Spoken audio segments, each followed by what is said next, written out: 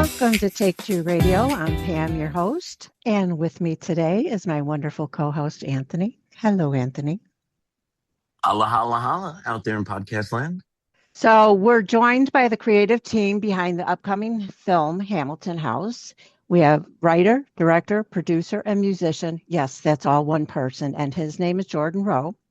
Hello We there. also have we have two of the stars. We have Julia Whitcher and Sara Padgett, and they join us to discuss the characters who bring the story to life and the collaborative process behind bringing Hamilton House to audiences. So welcome, everybody. Thank you for having us. Great to be You're here. very welcome. You're very welcome.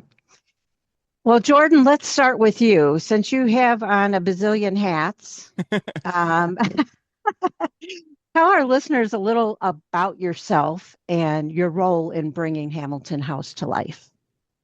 Yeah, so you did a great job summing up all those jobs, and we'll definitely get into all that. So yeah, as you said, I am a filmmaker, writer, director, and I also did the music on this film. And the film really came from, all of us together, the two actresses on here, and our whole creative team. A lot of us went to NYU Film School together. And if you watch the movie, it's a very New York-based movie, and it came from wanting to make something together. We've made a bunch of short films before and smaller projects, and wanted to really do something that took us to the next level. So the next step from a short film is a feature, which this is. And I can share a little about for the listeners what the movie is. It's Hamilton House is a Halloween comedy about a group of actors who put on a haunted house to get the attention of a filmmaker who makes horror films that moves into their neighborhood. So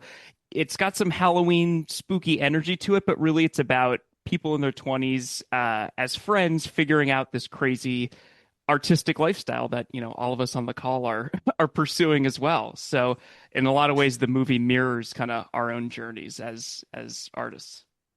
That's funny because that's what I was going to ask you if this was like written on your life, Yeah, but I could definitely see that for just about any actor out there.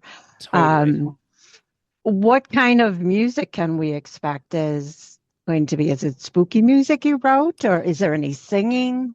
Yeah, so I'm a rock singer-songwriter, and the score throughout the movie is very kind of rock guitar with some acoustic elements as well. And there's definitely some spooky components to it, but kind of like the movie itself, it's very heartfelt and warm and kind of makes you relate to the characters in a lot of ways. So while it is, like I said, much like the movie, while it does have some spooky tones and themes, at the end of the day, it's about spending time with these people. And yeah, the music throughout the movie is instrumental score, except for there's a song I wrote for the end credits that I do sing on that sort of thematically ties in with the movie. It's called "The Dark is Less Scary with You," and it's great. I'm promoting it, and the song isn't out yet, and I don't know when it's going to be. It'll probably come out when the movie does come out. But yeah, that sort of covers the music side of things.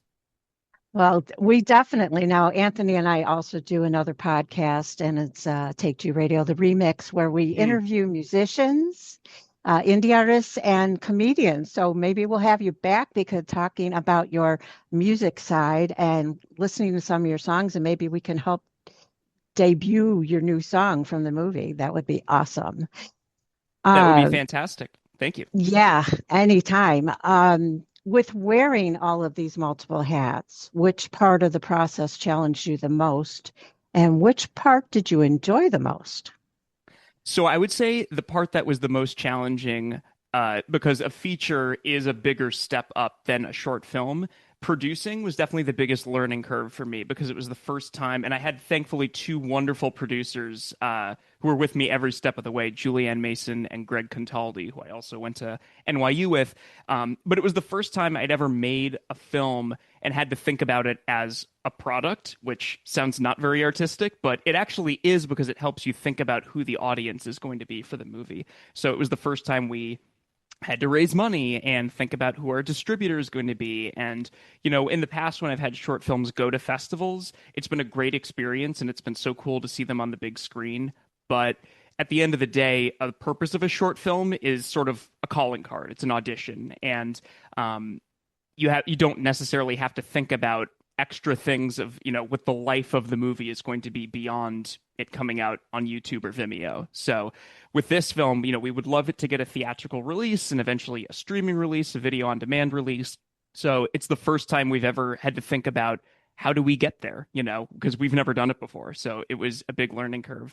But then as far as the rest of those roles, writing, directing, editing, those are all things that I've done before. And it was actually a really things that in the past have definitely challenged me. And not to say this movie was easy, but it was something that once we were in the thick of shooting the movie, I was not as worried as I, have been in the past, let's say, on short films and things. So it was a nice welcome return, of putting in the like 10,000 hours as you do with anything.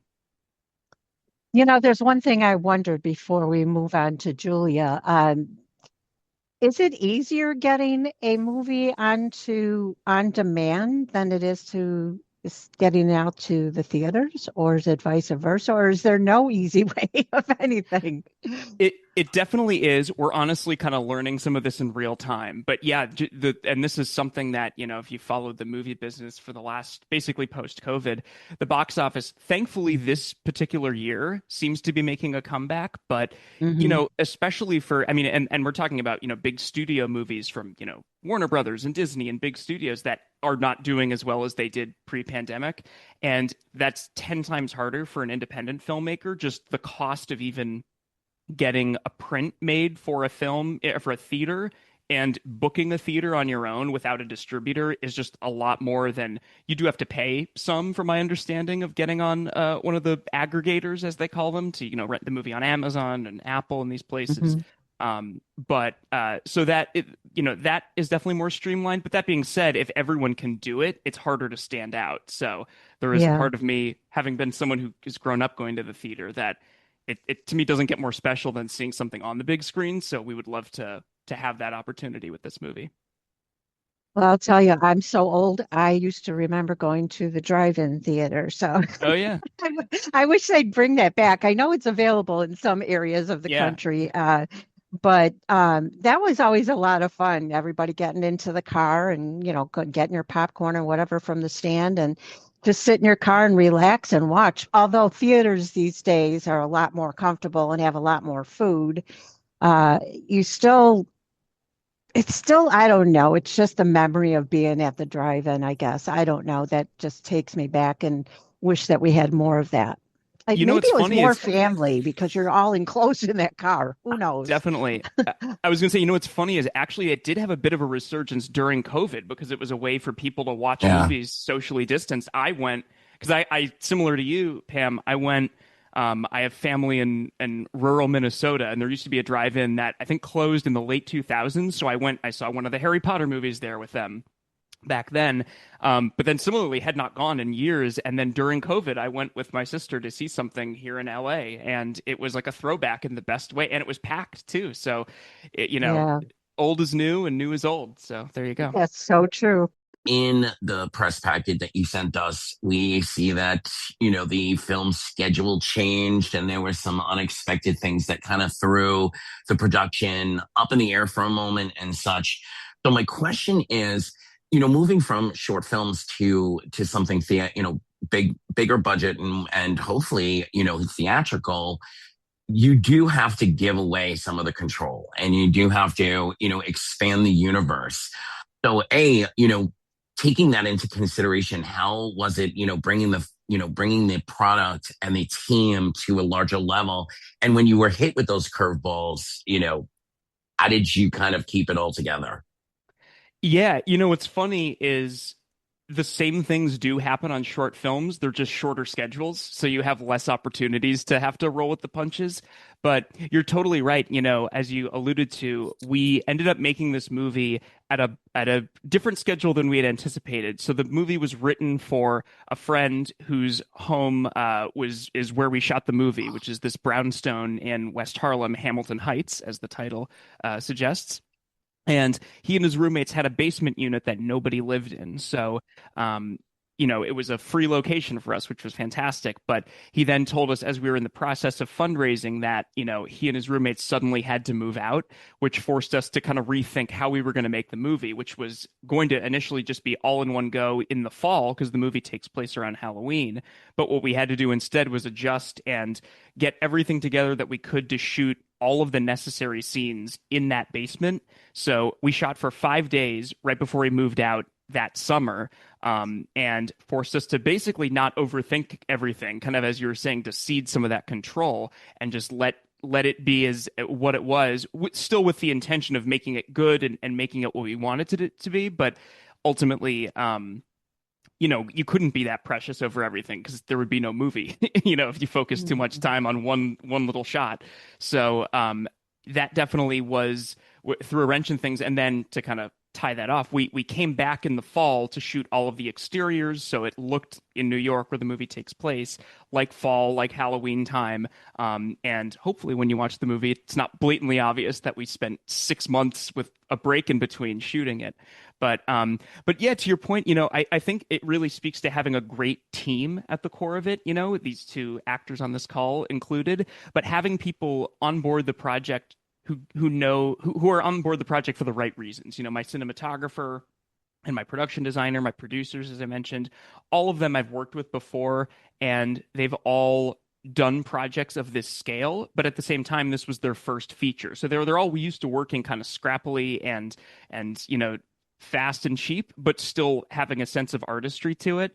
And I think it really comes from having a clear idea, and for me, being able to see that control is knowing that these people want to make the same movie that I do, and that ultimately their ideas are coming from a place of making the work better as opposed to just inserting themselves into it, which no one did on this project, which was lovely. So yeah, I think it's really part of being a director is not just having that clear idea and direction, obviously, but having a sense of people to help bring it to life, because ultimately the project is bigger than any one person.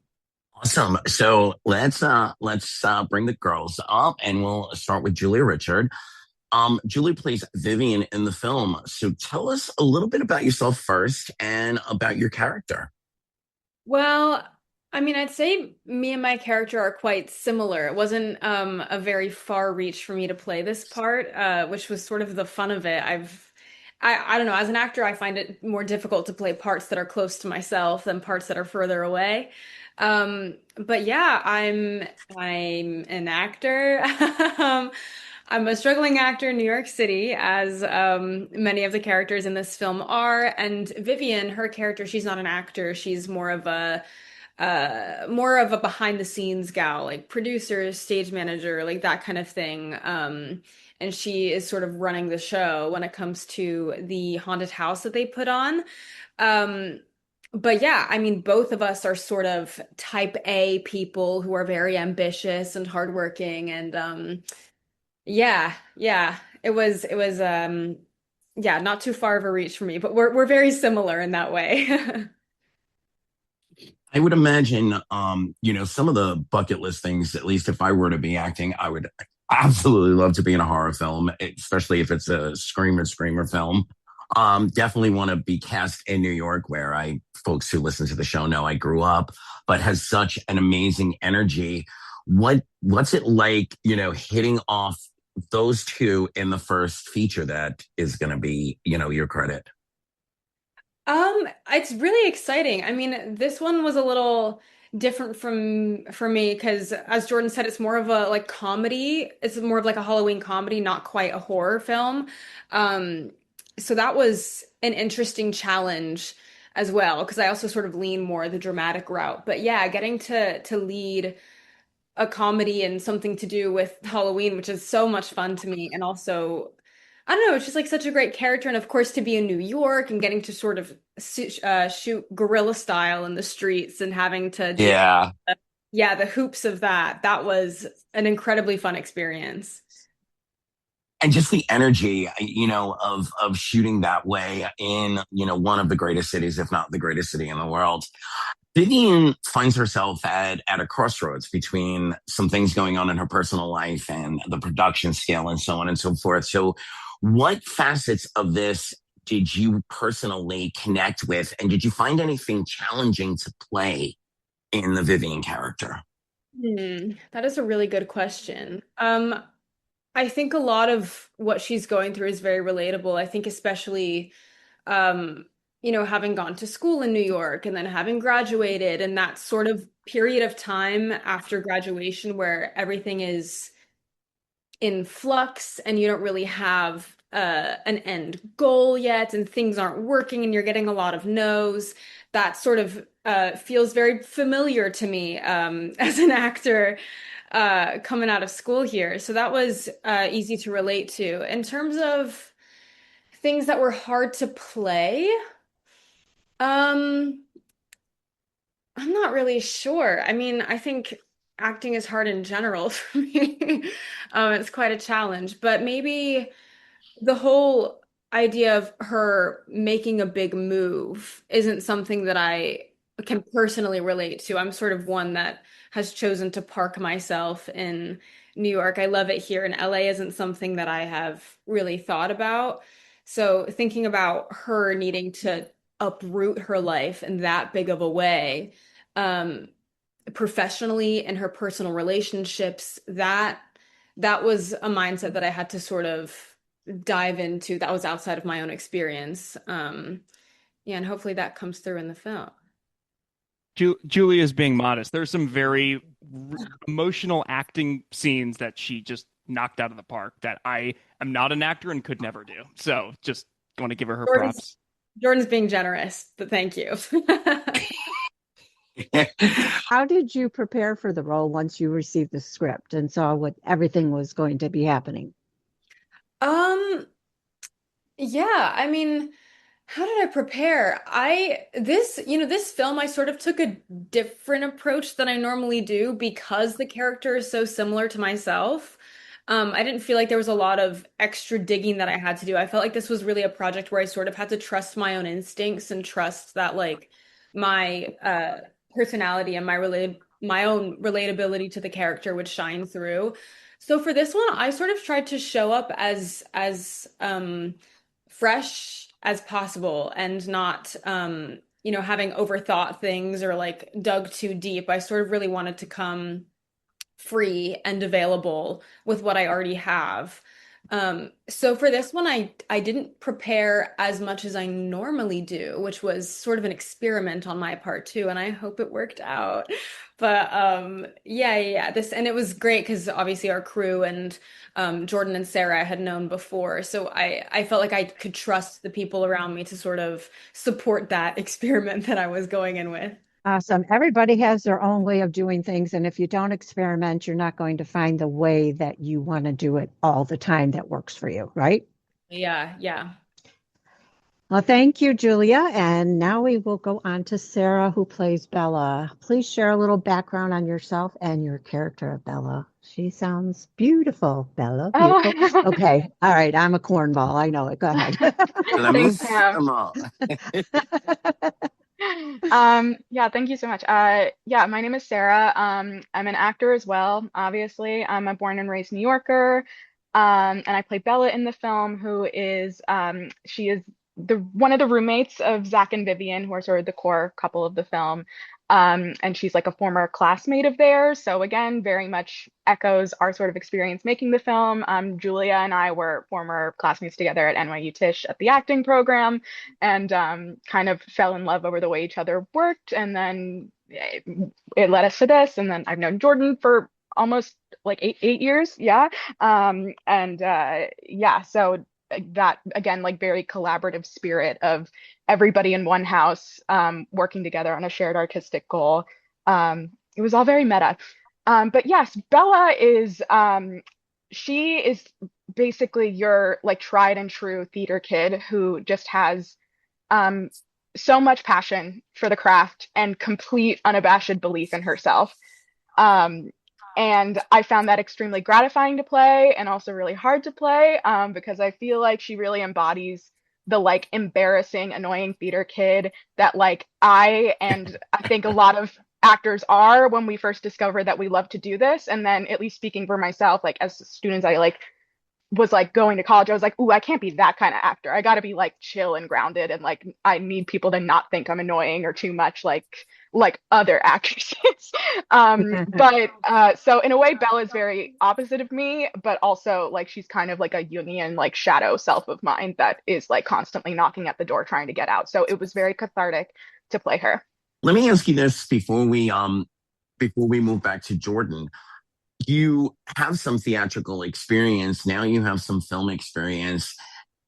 How different of a mindset is it to prepare for, your day of work? With theater, it's a live audience. You never know what's going to happen, but it's at least the same material every day. You sort of get into a groove, but with film, you're playing scenes over and over again. So you hit that mark. Can you share with our audience, some of the differences and how you prepare?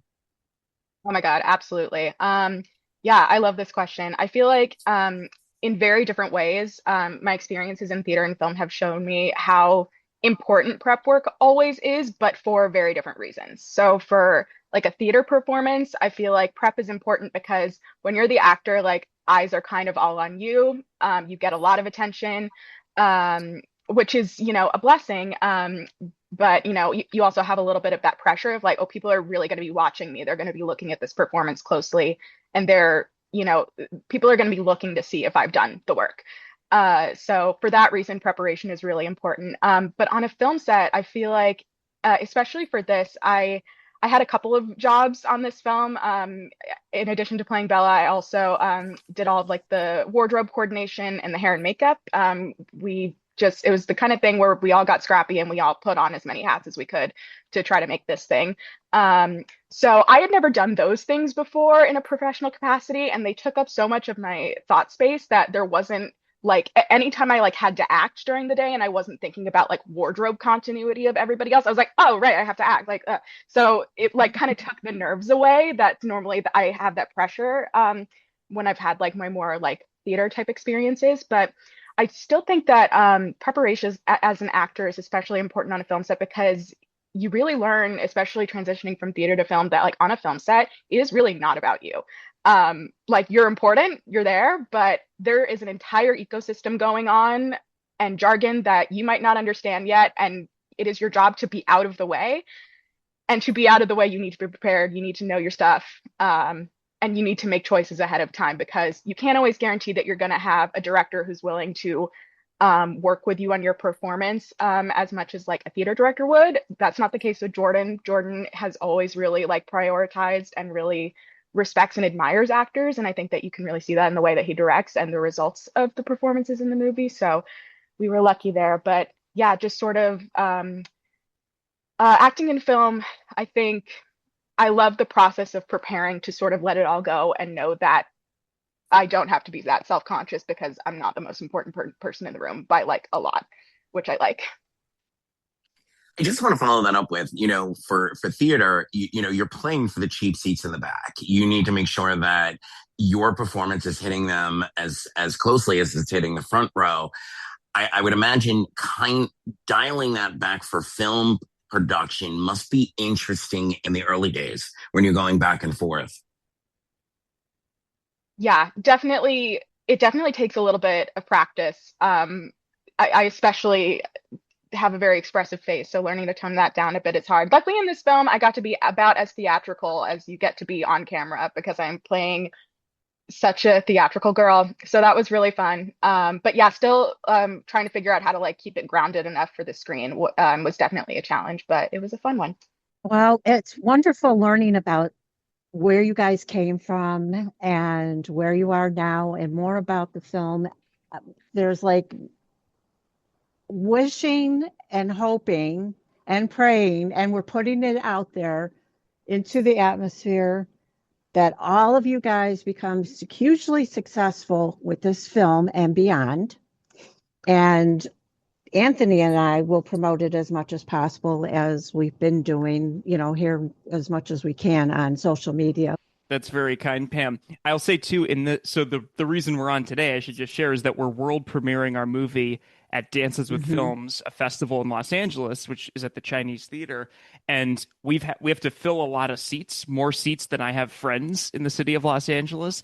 And the cool thing is, as we've been promoting it on social media, that we've learned, and this ties into what you were just saying, is the more different groups of people that are aware of our movie, the better. Because to your point, we're a small movie, so we don't need millions of people at this point in time. I would love that, but it's, we don't necessarily, that's the best thing is people who care about it telling other people who might be interested, and you guys are absolutely doing that. So thank you. So, You're very welcome. Yeah.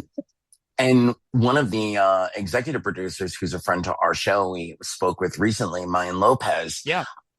I started loosely promoting Stop That Train, and that's the movie that she's doing with RuPaul, by the way, for those listening, and go back and listen to the Mayan interview. It's really great. But I started promoting it, and a huge chunk of my audience is the blind and low vision community, which then we get into audio description and so on and so forth. But I really couldn't believe how much feedback and how much I went to see this. My partner and I are actually going to see it on this coming Friday. But how much response I got back. So you never really know, putting it into the ether.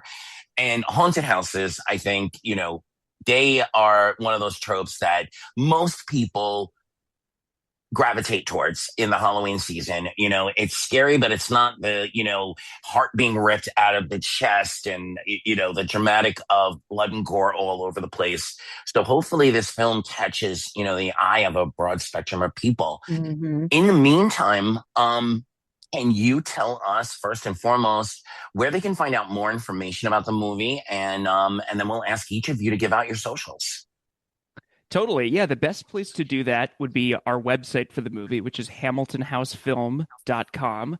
And we have a place on there where you can sign up for an email list that you'll get all of our updates. And also on that page are links to our socials. We're on Instagram, Facebook, and TikTok at Hamilton House Film. And just also wanted to put a cap to Mayan is an EP on the movie, and I've known Mayan since kindergarten. So this has been a collaboration 20 years in the making, or even longer, I guess. But yeah, it's been so great to have her, and she'll be at our premiere as well. And it's been so great to get to work with her after we've had, diverging but similar careers, in that I do think the types of stories she tells comedically are ultimately as funny as they come down to who the people in the stories are and kind of a sense of heart. And that's why I've related to her work so much. I, don't want to speak for her, but I think that's why our movie resonated with her. And it's been great to get to work with her. So shout out to Mayan if she's listening. Absolutely. I think she probably will. Yes. Yes. We definitely love her. And we great. welcome you guys back anytime. We wish you all the best at your premiere, and we hope that every single seat is overflowing with many, many people, and that you have people waiting outside, standing and waiting to see the next one. So, and bring it to Chicago, bring it to Miami. It's on the list. Anthony will be there. Oh, good. Yeah, let us know when you're in our cities, and we'll definitely show up in person. Amazing. Like Pam, I believe in manifesting, so I'm going to say when we get a theatrical release, the three of you have to come back. Oh, yeah. Well, thank you. Stay tuned, folks. You will get our socials and where you can find more Take Two Radio, the remix, and of course, all the podcasts under the Sunday Edition family of podcasts. Pam, this has been so much fun. Thank you, Jordan. Thank you, Sarah. And thank you, Julia. Thank you. Thank you both so much.